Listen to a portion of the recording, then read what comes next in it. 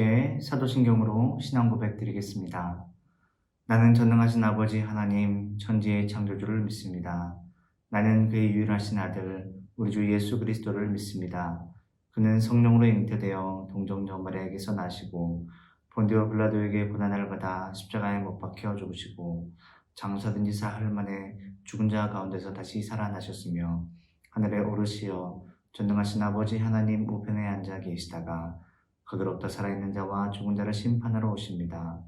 나는 성령을 믿으며 거룩한 공교회와 성도의 교제와 죄를 용서받는 것과 몸의 부활과 영생을 믿습니다.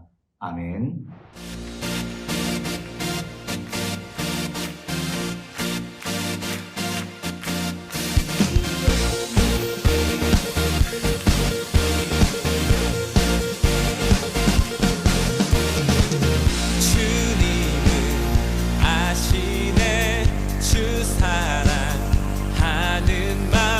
보다 더 주님 알기 원해.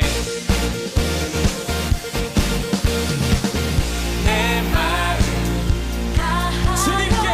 주님께 고백해. 주님만 위해 내 삶 드리기 원해. 위대하신 왕 내 맘에 한 소망 언제나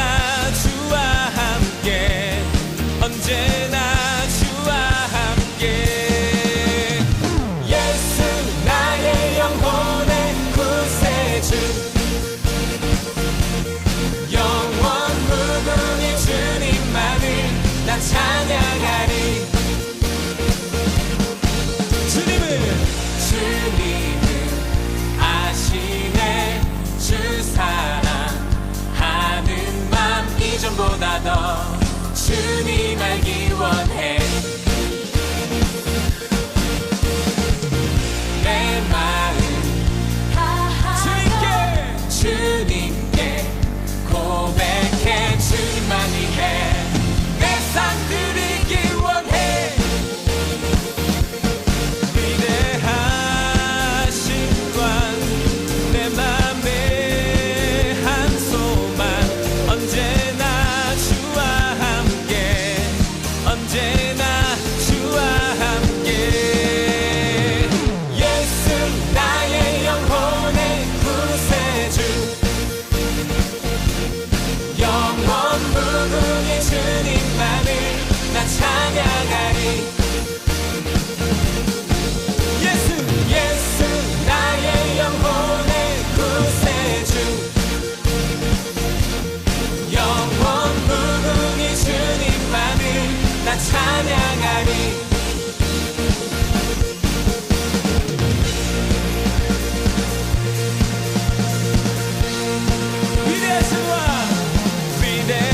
위대하신 왕 내 맘에 한 소망 언제나 주와 함께. 언제나 주와 함께. 언제나 주와 함께. 언제나 주와 함께.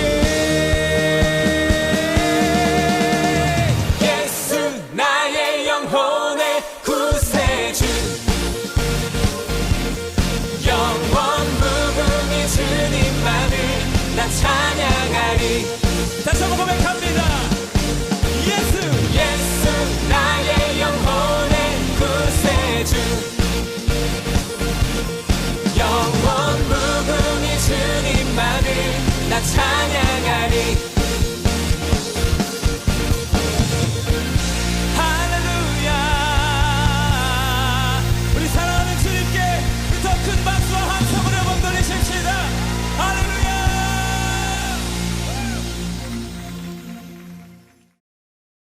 이 시간 우리에게 주시는 하나님의 말씀은 창세기 11장 1절에서 9절까지의 말씀입니다. 구약성경 13페이지에 있습니다. 창세기 11장 1절에서 9절까지의 말씀을 봉독하겠습니다. 하나님의 말씀을 경청하십시오. 온 땅의 언어가 하나요 말이 하나였더라. 이에 그들이 동방으로 옮기다가 시날 평지를 만나 거기 거류하며 서로를 말하되 자 벽돌을 만들어 견고히 굽자 하고 이에 벽돌로 돌을 대신하며 역청으로 진흙을 대신하고 또 말하되 자 성읍과 탑을 건설하여 그 탑 꼭대기를 하늘에 닿게 하여 우리 이름을 내고 온 지면에 흩어짐을 면하자 하였더니 여호와께서 사람들이 건설하는 그 성읍과 탑을 보려고 내려오셨더라.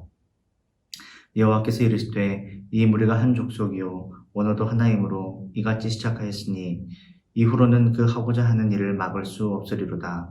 자 우리가 내려가서 거기서 그들의 언어를 혼잡하게 하여 그들이 서로 알아듣지 못하게 하자 하시고 여호와께서 거기서 그들을 온 지면에 흩으셨으므로 그들이 그 도시를 건설하기를 그쳤더라. 그러므로 그 이름을 바벨이라 하니 이는 여호와께서 거기서 온 땅의 언어를 혼잡하게 하셨음이니라. 여호와께서 거기서 그들을 온 지면에 흩으셨더라. 이것은 하나님의 말씀입니다. 아멘. 이 시간 하나님을 향한 인간의 도전이라는 제목으로 하나님의 말씀을 전하겠습니다. 영국의 옥스퍼드 대학에 존 오웬이라고 하는 박사가 있었습니다. 그런데 이 존 오웬 박사는요, 대장장이었던 존 번연이 런던을 방문할 때면 언제나 그를 찾아가서 그의 설교를 들었습니다. 어느 날 영국의 왕이었던 찰스 왕이 오웬 박사에게 물었습니다. 아니 당신의 학식이 뭐가 모자라서 하필이면 그 천박한 존 번연의 설교를 들으러 가시는 것이요. 이 오웬 박사는 이렇게 대답했습니다. 만약 그 땜장이가 가지고 있는 은사들을 제가 가질 수만 있다면 저는 기꺼이 저의 모든 학식들을 다 포기할 것입니다. 오웬 박사의 존경을 받던 무식한 땜장이 번연은 결국 감옥에서 후세의 길이 남을 고전을 썼는데 그 책의 이름이 바로 철로역정이라는 책입니다. 물론 철로역정을 쓴 존 번연도 훌륭한 사람이지만 최고의 지성인임에도 불구하고 자기 자신을 낮추는 겸손한 마음을 가진 존 오웬 박사 역시 훌륭한 사람이라고 할 수가 있겠죠. 하지만 오늘을 살아가는 사람들은 참으로 많이 교만의 모습을 갖고 살아갑니다. 그 교만이 하늘 높은 줄 모르고 높아져만 가고 있는 것이 바로 세상을 살아가는 사람들의 모습이겠죠. 그 모습이 바로 우리가 살고 있는 이 시대의 문화 속에 고스란히 담겨져 있습니다. 내가 제일 잘 나가. 지금은 내가 대세야. 넌 내 밑이야. 나한테 까불지 마. 이런 생각들이 머릿속에 쏙쏙 자리 잡도록 신문, 방송, 인터넷 이러한 대중문화들이 이를 선동하고 있다는 것이죠. 잘 나가고 대세가 되기 위해서, 그리고 남을 내 밑에 두기 위해서, 그리고 나를 깔보고 이를 짓밟기 위해서 얼마나 많은 사람들이 수단과 방법을 가리지 않고 오늘을 살아가고 있는지 모릅니다. 사람들이 살아가면서 평생 싸워야 될 두 가지 적이 있다고 합니다. 하나는 자신이 남보다 우월하다고 생각하는 교만입니다. 그리고 다른 하나는 자신이 남보다 못하다는 열등감이겠죠. 그런데 열등감 역시 또 다른 교만이라고 할 수가 있습니다. 자신의 낮아짐을 받아들인다면 열등감을 느끼지 않을 텐데 열등감 속에는 내가 다른 사람들보다 못한 게 뭐가 있어? 라고 하는 교만이 자리 잡고 있기 때문에 열등감 역시 또 다른 교만이라고 할 수가 있는 것이죠. 그렇기 때문에 교만도 열등감도 아닌 겸손이야말로 인생의 험한 길을 무사히 건너게 해주는 능력이 될 수가 있는 것입니다. 잠언 29장 23절에 이런 말씀이 있습니다. 사람이 교만하면 낮아지게 되겠고 마음이 겸손하면 영예를 얻으리라. 이 말씀처럼 모든 사람은요, 하나님 앞에서 겸손하고 사람 앞에서 겸손해야 하는 것입니다. 하지만 말씀드린 것처럼 많은 사람들이 그리 겸손하지 않다는 게 문제입니다. 오늘 본문의 말씀을 보면 우리 인간의 교만함을 깨우쳐 주시는 하나님의 말씀을 만날 수가 있습니다. 성경에 관한 인간의 교만하면 딱 하고 떠오르는 것 가운데 하나가 바로 바벨탑에 관한 이야기겠죠. 바로 오늘 본문의 말씀이 바벨탑에 관한 말씀입니다. 창세기 11장에서도 말씀하고 있지만 옛날에는요, 온 땅의 언어가 하나였다고 합니다. 말이 하나였다고 말씀합니다. 한국어, 영어, 독일어, 라틴어, 프랑스어, 중국어 수많은 언어를 쓰면서 살아가는 오늘과 달리 모든 사람들이 같은 말을 하면서 살았다는 것이죠. 그러던 어느 날 한 언어를 쓰면서 살아가던 사람들이 성읍을 만들고 탑을 쌓기 시작했습니다. 그런데 그 탑의 꼭대기를 어떻게 닫자고 어디에 닫자고 말씀하고 있습니까? 네, 하늘에 닿게 하자 이렇게 말씀하고 있습니다. 오늘날과 같이 거대한 중장비를 가진 것도 아닌데 돌을 쌓아가지고 하늘에 닿게 하자고 탑을 쌓았다는 것이죠. 그렇다면 왜 그 고생을 하면서 탑을 쌓았을까요? 자, 오늘 본문 4절의 말씀을 보면 이렇게 말씀하고 있습니다. 또 말하되 자, 성읍과 탑을 건설하여 그 탑 꼭대기를 하늘에 닿게 하여 우리 이름을 내고 온 지면에 흩어짐을 면하자 하였더니. 여러분, 탑을 쌓아 하늘에 닿게 한 이유가 무엇입니까? 맞습니다. 자신들의 이름을 내고 땅에 흩어지지 않기 위하여 그렇게 높은 탑을 쌓았다는 것입니다. 즉 하나님의 뜻에 도전하기 위해 바벨탑을 쌓았다는 것이죠. 하나님께서 후에 이를 바벨이라고 하셨는데 이 바벨탑은 크게 세 가지의 문제점을 가지고 있었습니다. 첫 번째, 인간의 교만입니다. 바벨탑은 인간이 자신들의 이름을 높이려고 세우기 시작했습니다. 하나님의 이름을 높이고 하나님께 영광 돌려야 함에도 불구하고 자신들의 이름을 높이기를 원했다는 것이죠. 커다란 공을 세웠을 때 내가 내 이름을 드높이기 위해서, 내가 유명해지기 위해서 그러한 일을 했다는 것입니다. 라고 말한다면 듣는 사람도 거북하겠죠. 이처럼 사람들은요, 자신들의 이름을 높이기 위해서 바벨탑을 쌓았던 것입니다. 여러분, 하나님께서 사람들에게 하신 명령이 무엇입니까? 온 세상에 흩어져 온 세상을 가득 채우라 하신 것이었습니다. 그러나 사람들은요, 하나님의 명령을 지키고 싶어 하지 않았습니다. 언어가 하나였던 그때 그들은 뜻을 하나로 모았습니다. 그 결과 그들은 하나님께 대항하여 자신의 힘과 능력을 보여주기로 했다는 것이죠. 그래서 쌓아 올리는 것이 바로 바벨탑이었습니다. 그들은 온 주변에 흩어지기보다는 자신들의 이름을 내고 싶었고 한데 모여 살면서 강력한 힘을 발휘하기 원했습니다. 그러기 위해서 그들은 자신들이 얼마나 강한지 하나님께 보여주어야만 한다고 생각했습니다. 그래서 그들은요, 자신들의 경험과 지혜로 벽돌을 높이 쌓아서 높은 탑을 만들었습니다. 그 탑이 하늘에 닿을 때 비로소 하나님께서 그들의 능력을 알아줄 줄로 알았습니다. 그렇게 하면 하나님의 명령을 지키지 않아도 되는 줄로 알았습니다. 하지만 그것은 명백한 하나님께 대한 도전이자 창조주에 대한 반항이었습니다. 인간들이 자신들의 능력으로 높이 탑을 쌓아 올렸지만 그것이 아무리 높다 해도 하나님 보시기에 먼지만도 못한 하찮은 것이었을 뿐만 아니라 가소로운 것이었겠죠.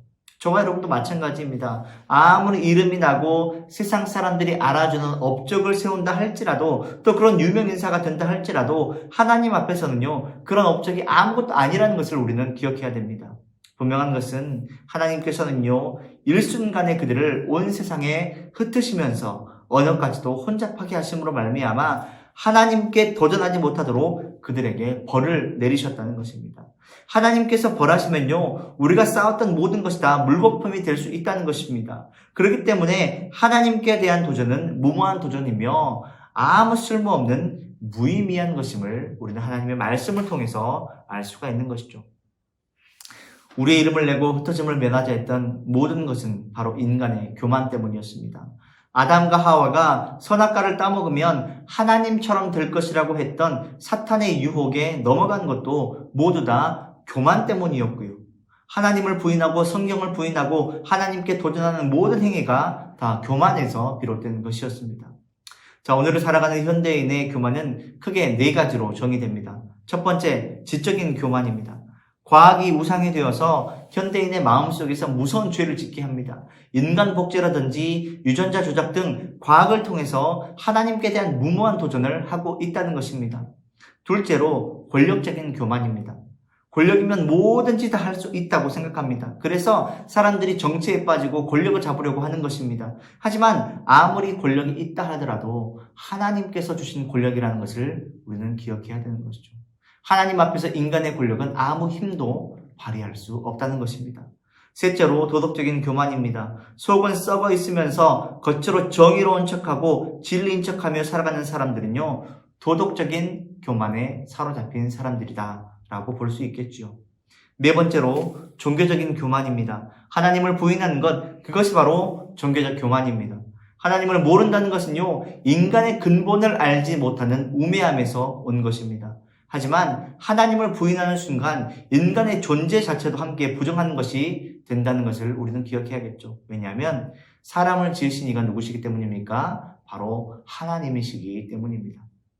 그래서 잠언 16장 18절의 말씀을 보면 교만은 패망의 선봉이요 거만한 마음은 넘어짐의 앞잡이니라 하고 말씀하고 있어요. 능력 있고 재능이 있어도 교만하면 망한다는 것입니다. 그러니 하나님의 말씀을 생각하며 항상 교만한 삶이 아닌 겸손을 추구하는 자들이 되어야 하는 것입니다. 하나님 보시기에 낮아지는 삶을 살아야겠죠. 그러한 가운데 하나님께서 원하시는 삶의 모습이 우리 가운데 드러나야 된다는 것입니다. 자, 그렇다면 다음으로 두 번째 바벨탑의 문제는 무엇이었을까요? 그것은 바로 인간의 잘못된 정책이었습니다. 세상을 주관하시고 다스리시는 분이 누구십니까? 바로 하나님이시죠. 그런데 탑을 쌓는 또 다른 목적이 무엇이었느냐면 온 지면의 흩어짐을 면하자는 것이었습니다. 즉 세상을 주관하시는 하나님의 뜻에 모든 것을 맡기는 것이 아니라 인간들이 자신들의 뜻대로 흩어짐을 면하려고 했다는 것이죠. 하나님께서 흩으시면 흩어지고 하나님께서 모으시면 모아서 살아야 하는데 자신들의 뜻대로 자신들이 원하는 정책을 펼치려고 했다는 것이 문제였습니다. 생각해 보십시오. 세상 사람들이요, 아무리 세상을 잘 다스리려 해도 하나님께서 도우시지 않으면 이 세상은 어떻게 될까요? 망할 수밖에 없습니다. 지금도 우리는요, 하나님의 섭리와 주관에 따라 오늘을 살아가고 있음을 믿음으로 고백하는 자들입니다. 마지막 세 번째로 하나님께 대한 인간의 반역입니다. 이 고고학적 자료에 따르면요, 이 바벨탑은 지구라트라고 불리는 제단의 일종이었습니다. 지구라트가 무엇입니까? 네이버에 물어보니까 잘 설명되어 있었습니다. 이 지구라트라고 하는 것은요, 고대 메소포타미아 지역에서 발견되는 탑의 일종이라고 할 수가 있는데요. 지면보다 높은 이 탑 위에서 사람들은요, 이방신을 섬겼다는 것입니다. 즉 하나님을 섬긴 것이 아닌 다른 신들을 섬기며 하나님께 반역 행위를 했다는 것이죠. 이 하나님께서는요, 이 바벨탑 사건으로 말미암아 인간들의 언어를 혼잡하게 하심으로써 바벨탑을 허물어 버리시고 사람들을 온 지면에 흩어 버리셨습니다. 즉 인간의 모든 교만과 잘못을 꺾어 버리시고 하나님의 뜻을 이 땅에 나타내셨다는 것이죠.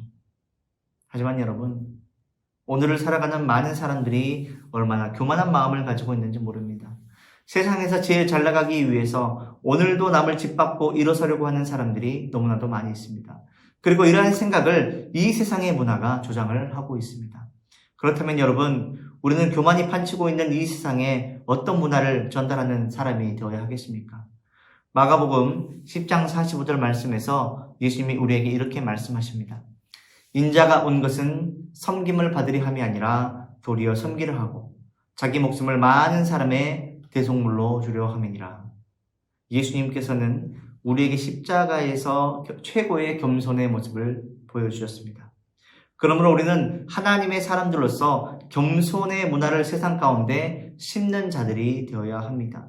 세상 사람들은 남보다 높아지기 위하여, 남보다 더 많이 갖기 위하여 수단과 방법을 가리지 않고 자신의 목표를 성취하려고 합니다. 하지만 우리는 세상에서 승리하며 세상에서 하나님의 사람답게 살기 위하여 정정당당하게 우리의 목표를 이뤄갈 수 있는 믿음을 가져야 하는 것입니다. 예수님은 누가복음 14장 11절에서 이렇게 말씀하셨습니다. 무릇 자기를 높이는 자는 낮아지고 자기를 낮추는 자는 높아지리라. 이처럼 묵묵히 낮은 곳에서 우리에게 맡겨진 사명에 최선을 다한다면 언젠가 하나님께서 우리를 더욱더 높이 들리게 하실 것이라는 말씀이죠.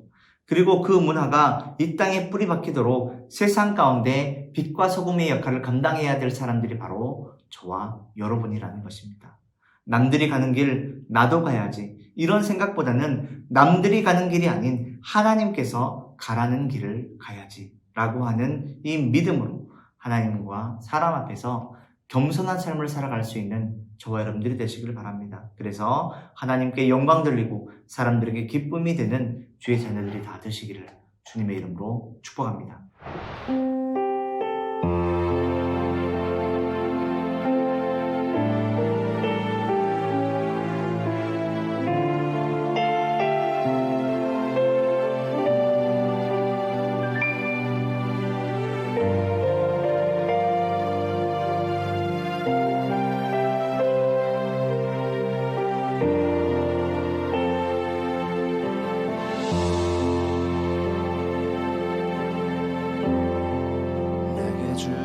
주어진 삶이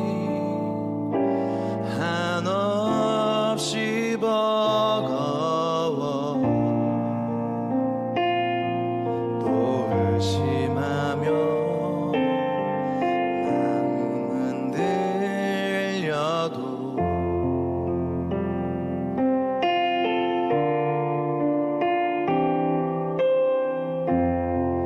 내게 주어진 삶은 주님의 것이라 그 믿음으로 이 길을 걸으리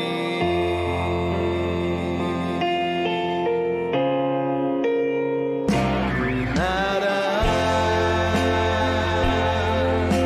주가 맡기셨으니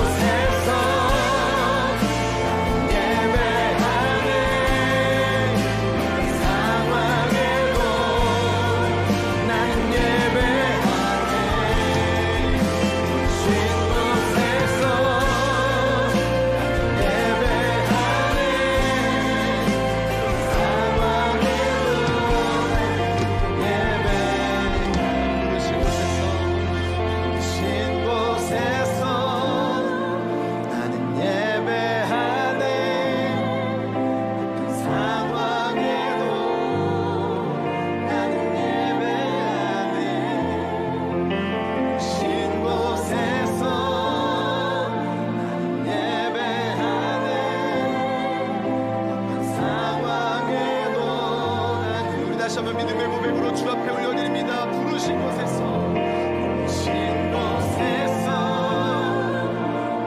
예배하네. 상황에도 나는 예배하네. 부르신 곳에서 예배하네. 상황에도 나는 예배하네. 어떤 상황에도 나는 예배하. 어떤 상황에도 나는